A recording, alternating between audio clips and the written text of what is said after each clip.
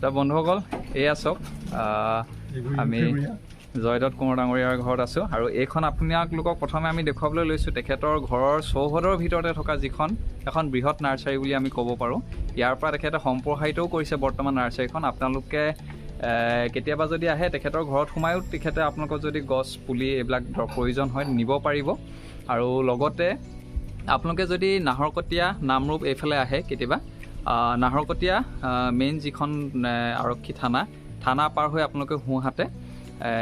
যিখন নতুনকৈ এখন নাৰ্চাৰী আৰম্ভ কৰিছে তাৰ পৰা আপোনালোকে বহুত ফুল আপোনালোকে সংগ্ৰহ কৰিব পাৰিব। আমি দাদাৰ পৰা নামটো জানিবলৈ চেষ্টা কৰিম যিখন নাৰ্চাৰী আপোনালোকে আৰম্ভ কৰিছে। Bluebell nursery. ব্লুবেল নাৰ্চাৰী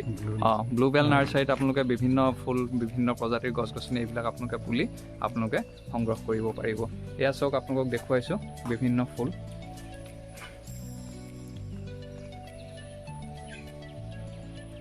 ইয়াত কিমানমান ফুল আছে আপোনালোকৰ মানে কিমানমান জাতৰ ধৰক ফুল আছে?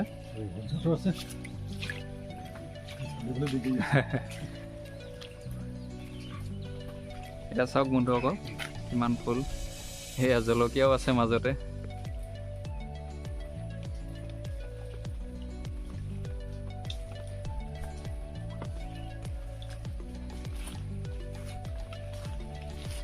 এইজোপা ৰাবাব টেঙা,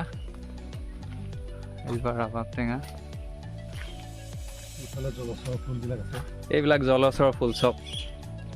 কেনেকুৱা ধৰণে আপোনালোকক এটা ডেমো চাওক আপোনালোকে ইয়াতে দেখিব পাৰিব। আপোনালোকৰ মানে কিছুমান মানুহে যদি খুব ডাঙৰ চহৰত আছে তেওঁলোকে কিছুমান পৰিৱেশ পোৱা নাই দেখা নাই এই জলচৰ ফুল ক'ত পানীত কোনবিলাক ফুল হয় বা আমাৰ ঘৰৰ ভিতৰৰ কাৰণে কিছুমান ফুল থাকে বা যিবিলাক সকলোবিলাক আপোনালোকে ইয়াতে পাব। আপোনালোকে দেখিবলৈ ইয়াত দেখিছেনে পদুম ফুল আছে, ভেট ফুল এয়া চাওক এইটো এটা ডেমো বুলি ক'ব পাৰি। একটা ধুনীয়া মানে ডেমো আপোনালোকে ইয়াত দেখিবলৈ পাইছে। মেটেকা ফুল আৰু কৈ যাওকচোন আপুনি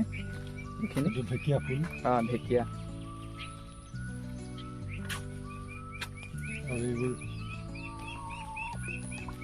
এইটো কি বুলি কয়? এইটো এটা হেজ হয়। হেজ গ্ৰীণ হেজটো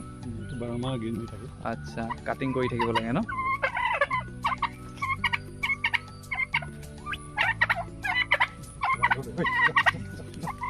এয়া চাওক বন্ধুসকল এয়া দেখিছে আপোনালোকে এইকেইটা টাৰ্কি।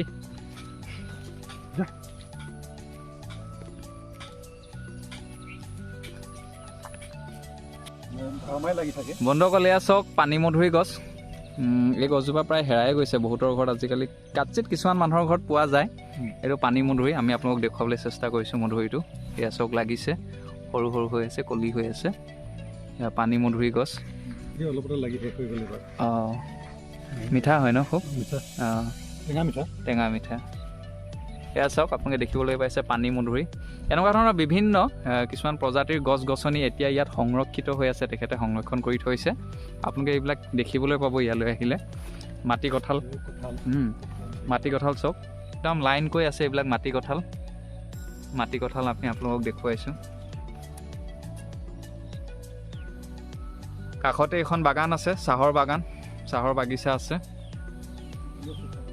এইফালে চাহৰ বাগিচাৰ মাজে মাজে মৌচুমী লাগি আছে। আপোনালোকক আমি দেখুৱাইছোঁ মৌচুমী লাগি আছে। এইফালে হেৰি কমলা টেঙাও লাগিছে। কমলা টেঙা লাগিছে, বগৰী। এইজোপা পানী মধুৰি। এইজোপাও পানী মধুৰি।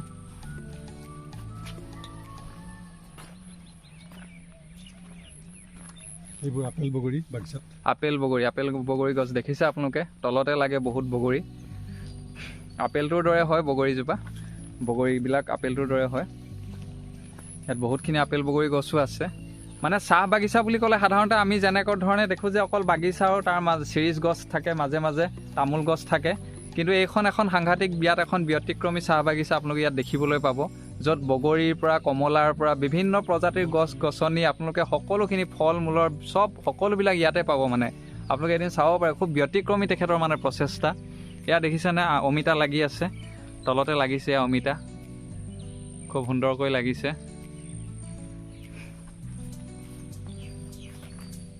বন্ধুসকল এয়া চাওক লোকেল ছজিনাৰ গছ এইজোপা দেখিছে বাগানৰ মাজত আৰু এই অকণমান দূৰত আপোনালোকে দেখিবলৈ পাইছে এইখিনি হ'ল বাহিৰৰ হয় এই সজবিলাক বাহিৰৰ চাপৰতে লাগে আচলতে চাপৰ হয় ন লাগি আছে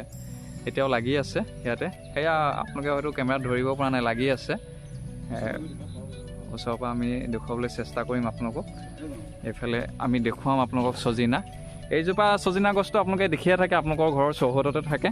আৰু আমি আপোনালোকক এতিয়া দেখুৱাবলৈ চেষ্টা কৰিম যিটো বাহিৰৰ প্ৰজাতিৰ যিটো ছজিনা হয় লাগি আছে আৰু গছবিধ দেখিবলৈও বেলেগ ধৰণৰ হয় এয়া চাওক আপোনালোকক আমি দেখুৱাবলৈ চেষ্টা কৰিম ছজিনা লাগি আছে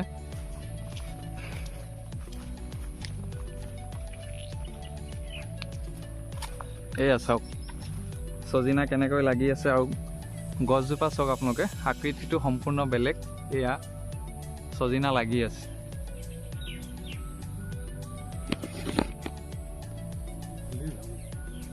এয়া ছজিনা লাগি আছে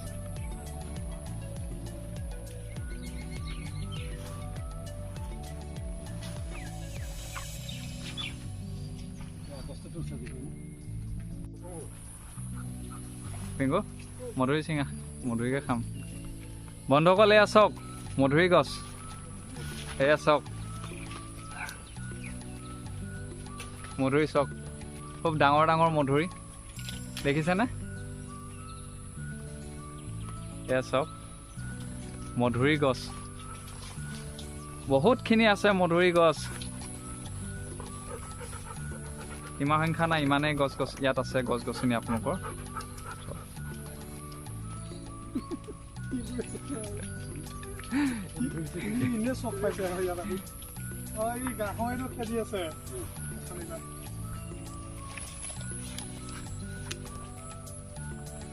বন্ধুসকল আমি মধুৰি খাই লওঁ তাৰ পৰা আপোনালোকক দেখুৱাই যাম আকৌ বন্ধুসকল এয়া আমি আহি পাইছোঁ এতিয়া ফিচাৰী এক বৃহৎ ফিচাৰী আপোনালোকে দেখিবলৈ পাইছে কিনাৰে কিনাৰে দেখিছে আপোনাৰ গছ আছে নাৰিকলৰ গছ আছে এয়া চাওক বহুত কেইবাজোপা নাৰিকলৰ গছ আছে ইয়াত আৰু এইটো এটা বৃহৎ ফিচাৰী চাওক কিমান ডাঙৰ এটা এৰিয়া এলেকা জুৰি এটা ফিচাৰী আছে ইয়াৰ কিমান আছে ফিচাৰীটো 7 বিঘা মাটি জুৰি আছে ফিচাৰীটো চাওক আপোনালোকে এইটো দেখিছে আপোনালোকে 7 বিঘা জুৰি এইটো এটা ফিচাৰী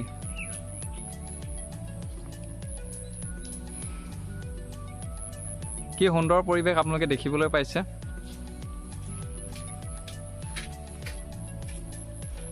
পিংকু কেনেকুৱা লাগিছে কোৱাচোন মজা বৰ ধুনীয়া পৰিৱেশটো ধুনীয়া লাগিছে এখন ঘৰৰ এটা চৌহদৰ ভিতৰতে যে এনেকুৱা এটা পৰিৱেশ জীৱনত প্ৰথমবাৰ আমি দেখিছোঁ হা মই প্ৰথম দেখিছোঁ এইটো আচলতে কৈ দিয়া আমাৰ ধুনীয়া লাগিছে আচলতে আপোনালোক আহিব পাৰিব বৰ ধুনীয়া জেগা পৰিৱেশটো ধুনীয়া ইমান এটা 75 বিঘা 76 বিঘা মাটি কণ্ট্ৰল কৰি থকাটো আজিৰ দিনত এটা বহুত ডাঙৰ কথা এজন মানুহে কণ্ট্ৰল কৰি আছে এইটো আপোনালোকে দেখিছে ফিচাৰী ইমান প্ৰকাণ্ড ফিচাৰী এটা বাৰীখন আমি চাইছোঁ নথকা বস্তুৱে পাবলৈ নাই সব বস্তুৱে আছে সব বস্তুৱে আপোনালোকে ইয়াত পাব আহি আপোনালোকে মানে আপোনাৰ কিছুমান গছ গছনি আপোনালোকৰ ল'ৰা ছোৱালীয়েও যেতিয়া চিনি নাপায় আপোনালোকে এইখন দেখুৱাব পাৰিব ইয়াত চিনাক্ত কৰাব পাৰিব যে ইয়াতে আছে আপোনালোকে মানে জল স্থলৰ প্ৰতিটো বস্তুৱে আপোনালোকে ইয়াত দেখিবলৈ পাব আমাৰ হেৰাই যোৱা বহুতো মানে গছ গছনি এইবিলাক সকলোখিনি আপোনালোকে ইয়াত দেখিবলৈ তো বন্ধুসকল এইজোপা আপোনালোকে দেখিবলৈ পাইছে এজোপা চাপৰ বৰ বিশেষ ওখও নহয় এজোপা আম গছ এই আম গছজোপাৰ এটা ঐতিহ্য আছে আপোনালোকে বহুতে হয়তো জানে বহুতে নাজানিবও পাৰে গতিকে আমি জয়দত্ত কোঁৱৰ ডাঙৰীয়াৰ মুখেৰে এই আম গছজোপাৰ বিষয়ে আমি দুআষাৰ জানিবলৈ চেষ্টা কৰিম এই আমজোপাৰ নাম আচলতে বোৱাৰী আম বা ৰান্ধনী আম হয় ৰান্ধনী আম বুলি কয় হয় বহুতে বোৱাৰী আম বুলিও কয় হয় এইজোপা আগতে আহোম ৰজাবিলাকে হয় ৰান্ধনীশালৰ সন্মুখত হয় বোৱাৰীসকলে খাবৰ কাৰণে লগাই দিছিলে আচ্ছা কাৰণ ই খুব চাপতে লাগে হয় আৰু খুব সুস্বাদু মিঠা আৰু হয় সেইটো কাৰণে আহোম ৰজা বোৱাৰীসকলে তলতে মানে লাগে যে চিঙে আৰু কেইবাজনী মিলি তাতে চকলিয়াই কাটি হয় জলকীয়া নিমখ সানি দি খাইছিলে আহোম ৰজাৰ দিনৰ চাওক বন্ধুসকল এই আহোম ৰজাৰ দিনৰ এইজোপা আম তলতে লাগে ন খুব মিঠাও হয় চাগে এইজোপা বেলেগ আম হয় হয় এইজোপা ক'ৰ গ'লে এইজোপা চাউথৰ ন এইজোপা চাউথৰ আম হয় চাওক ইমাম বচন বুলি কয় তেওঁলোকে ইমাম বচন কিন্তু খুব কম লাগে ইয়াৰ লাগনটো মাত্ৰ 5টা বা 6টাহে লাগে আচ্ছা হয় বৰ বিশেষ নালাগে তেনেকৈ মানে খুব টেষ্টি খাবলৈ খুব সোৱাদ হয় এইজোপা হেৰি খুব তলতে লাগি আছে এইটো ক'ৰ হয় জাতটো যিজোপা আমি দেখিছোঁ কৰ্দৈ এয়া কৰ্দৈ এইটো কৰ্দৈটো লোকেল কৰ্দৈ হয় লোকেল কৰ্দৈ গ্ৰাফটিং কৰা হৈছে কাৰণে তলতে লাগে আচ্ছা এয়া চব কৰ্দৈ লাগি আছে তলতে এয়া হালধি বাৰী সকলোখিনি ইয়াতে পাব ইয়াত নথকা একোৱে নাই আৰু এখন হালধি বাৰী চাওক দেখিছে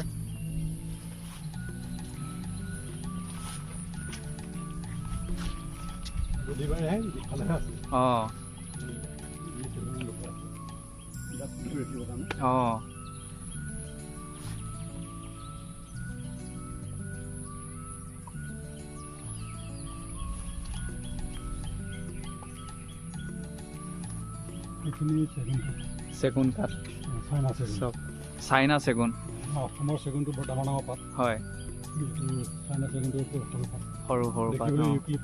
ইউক্লিপটাছ গছৰ নিচিনা হয় এটাই পাৰ্থক্য ইউক্লিপটাছৰ চেন আছে হয় চাইনা চেগুন ন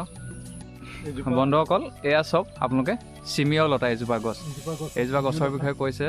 ডাঙৰীয়াই চাওকচোন আপোনালোকে শুনক এইজোপাৰ বিষয়ে এইজোপা ইয়াত লা খেতি হয় হয় লা নামৰ এটা পোক আছে হয় সেই পোকটো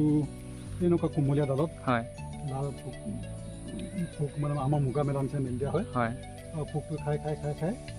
গৈ থাকিব নিজক কভাৰ কৰি গৈ থাকিব আৰু অৱশেষত এই গছজোপা মৰিবলৈ হয় পোকটো মানে পকি যায়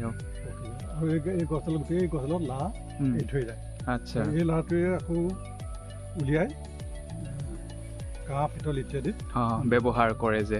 আৰু সেই লাটো মানে কেতিয়াবা মানুহৰ পেটত গ'লেও বিশেষ একো অসুবিধা নহয় এইটো ইয়াৰ পৰাই সেই লাভ প্ৰস্তুত কৰেগৈ ন বিশেষত্ব আছে কি হয় ই পৃথিৱীৰ আটাইতকৈ বেছি নাইট্ৰজেন ফিক্স কৰা গছ আচ্ছা নাইট্ৰজেন ফিক্স কৰে এইজোপা গছ হায়েষ্ট মানে এইজোপা গছে কৰে ঠিক তো বন্ধুসকল দেখিলে আপোনালোকে বহুতখিনি কথা আমি জানিব পাৰিছোঁ আজি এই লা গছজোপাৰ পৰা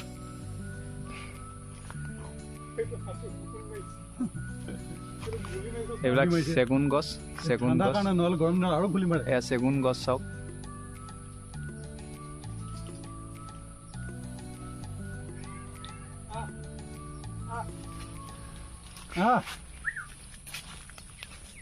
বালাজী নেমু হয় খুব বেছি ইয়াৰ ফলন হয় বহুত লাগে হয় এতিয়া ইয়াৰ ছিজনটো হোৱা নাই হয় আৰু এমাহমান পিছতে ফুলিব আৰু আচ্ছা বহুত লাগে ন তলতে আমাৰ অসমৰ গোল নেমুটোতকৈ অলপ সৰু আচ্ছা তাৰপিছত সেইজোপা দেখিছোঁ অলপ ওখকৈ হয় সেইজোপা ইলাচি নেমু সেইজোপা লাগি আছে হয় এইজোপা ইলাচি নেমু চাওক বন্ধুসকল এই ইলাচি নেমু লাগি আছে ইলাচিৰ এটা চেণ্ট থাকে বিশেষ এটা চেণ্ট থাকে ইলাচিৰ এটা চেণ্ট থাকে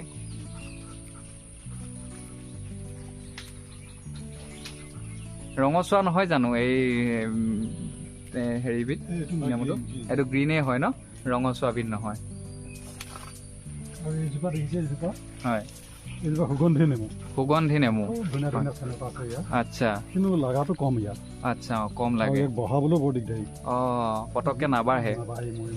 হয় নেমু তেনেকে আপোনাৰ সৰ্বমুঠ কিমান প্ৰজাতিৰ নেমু আছে 12বিধমান নেমু আছে 12বিধ নেমু আছে নেমু আছে সেইফালে হয় নেমু হয় জৰা নেমু গোল নেমু তাৰপিছতে আছে এইটো বৰজৰা বনজৰা এনেকৈ হয় হয় বিভিন্ন ধৰণৰ নেমুটো আছে কিছুমান নেমু খাবলৈ খুব টেষ্টি সোৱাদ হয় কিছুমানৰ সুগন্ধি হয় চেণ্টটো বিভিন্ন চেণ্টৰ মানে আপোনাৰ ইয়াত নেমু আছে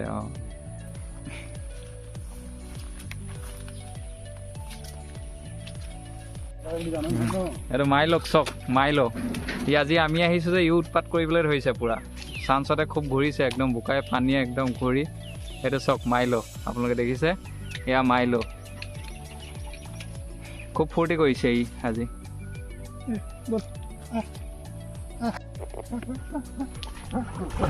চাওক বন্ধুসকল চাওক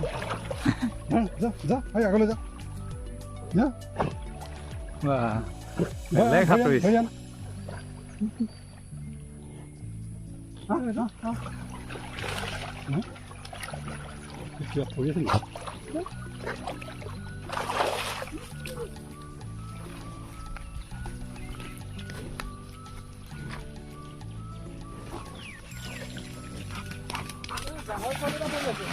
ঐ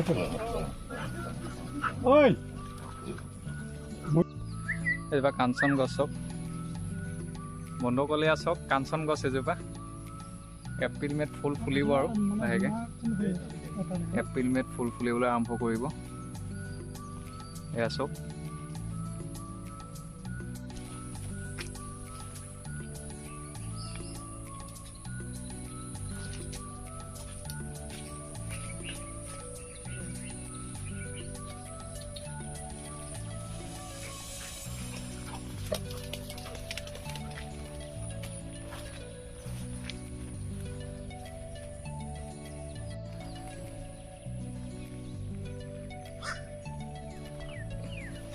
বন্ধুসকল এয়া চাওক মাছ চাওক কেনেকৈ ঘূৰি ফুৰিছে দেখিছেনে বন্ধুসকল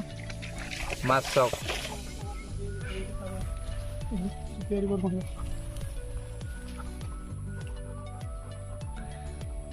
7 বিঘা মাটি জুৰি এইটো এটা ফিচাৰী এটা বৃহৎ ফিচাৰী চাওক টিংখাং সমষ্টিৰ অন্তৰ্গত টিংখাঙৰ ৰাঙলি গাঁৱত এয়া চাওক ৰাঙলীয়া নহয় জানো মানুহবোৰ চব কিনাৰত আছে মানে বনভত হেৰি কৰি আছে তাহাঁতে ঘাঁহ বনবোৰ খাই গাহৰি দানা প্ৰস্তুত কৰি আছে এয়া চাওক ডাঙৰ কেৰাহীত গাহৰি দানা প্ৰস্তুত কৰি আছে ন এয়া চাওক এখন গাহৰি ফাৰ্মো আমি দেখুৱাই থকা একেটা চৌহদতে গাহৰি এখন ফাৰ্ম এয়া চাওক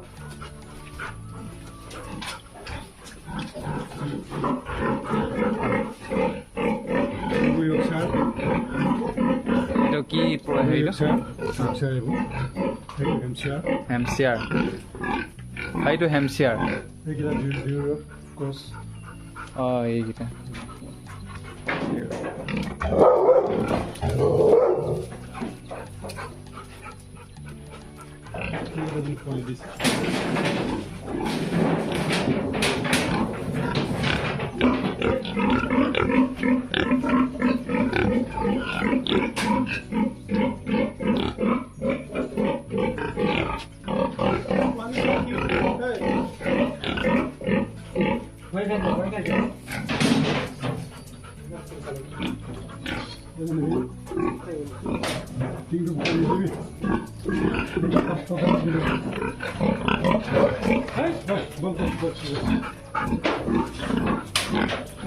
এইকেইটা পোৱালি দিছে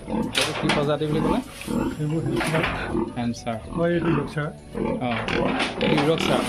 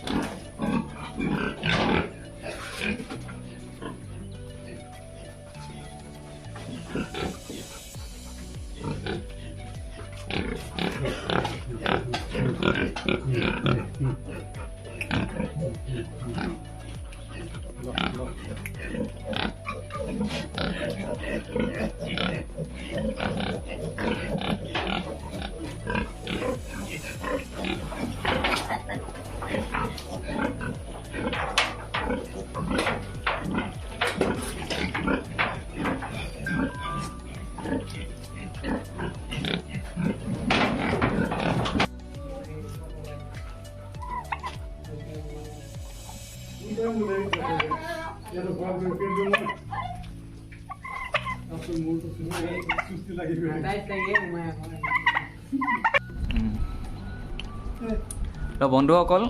এয়া চাওক আপোনালোকক দেখুৱাইছোঁ ভিডিঅ'টোত এইটো হ'ল আচলতে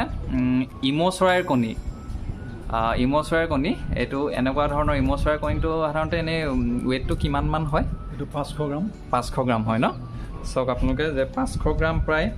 এই ইমৌ চৰাইৰ কণীটো প্ৰায় 500 গ্ৰাম ৱেইটেই হয় গতিকে আপোনালোকে আগতে দেখা নাই আমি দেখুৱাবলৈ চেষ্টা কৰিছোঁ আৰু চৰাইটো আমি আপোনালোকক দেখুৱাইছোঁৱে আপোনালোকে চাব আৰু ইমৌ চৰাই যিসকলে কণী আগতে দেখা নাই এইটো চাওক আৰু ইমৌ চৰায়ে কেনেদৰে মানে বংশ বৃদ্ধি কৰে আমি অকণমান জানিবলৈ চেষ্টা কৰিম ইমৌ চৰাই সাধাৰণতে বংশ বৃদ্ধি কণী পাৰে হয় ইমৌ চৰাই কণী ডিচেম্বৰৰ পৰা পাৰিবলৈ আৰম্ভ কৰে হয় প্ৰথম ডিচেম্বৰৰ পৰা পাৰে হয় আৰু উমনিত বহে প্ৰায় 57 days হয় বিংগো 57ৰ পৰা হয় 65 মানলৈকে হয় পোৱালি ওলাই যায় আচ্ছা আৰু একেবাৰতে কিমানটামান পোৱালি ওলায় কণীটো কণী, 20 মানলৈকে পায় 20-22টালৈকে পাৰে হয় গোটেইবোৰ কণী উমনি ল'ব নোৱাৰে নোৱাৰে অঁ অঁ 12-13টা কণী পাৰে অঁ বাকীটো ইনভেটৰ দিব আচ্ছা ইনভাৰ্টাৰ দিয়ে হয় হয় অঁ অঁ অঁ অঁ আচ্ছা তো আৰু দৰ্শকসকলে এইটো কথা নিশ্চয় গম নাপায় যে ইম চৰায়ে যেতিয়া উমনি লয় মতাটোৱেহে উমনি লয় হয়নে দুইটাই লয় দুইটাইও লয় ন বিশেষকৈ বিশেষকৈ মতাটোৱে লয় তো এইটো এটা কথা আপোনালোকে আজি জানিব পাৰিলে গতিকে আহক এইখিনি দেখুৱালোঁ আৰু পিছৰখিনি আমি আপোনালোকক এতিয়া দেখুৱাই যাম বিধমান কলে আছে বন্ধুসকল এইখন কলৰ বাৰী ইয়াত মানে গোটেইখিনিয়ে আছে তাৰ মাজতে যে কলৰ যিখন বাৰী আছে এইখন আপোনালোকে দেখিবলৈ আছে 12 বিধমান কল আছে চেনী কল জাহাজী কল ভীমকল আঠিয়া কল কি আছে এনে বৰফমণি বহুতখিনি কল আছে অঁ গোটেইখিনিয়ে আছে আৰু মানে হয় গাহৰি গঁৰাল আছে ন মানুহে মানে তাত চোৱা চিতা কৰিবলৈ মানুহ থাকে ন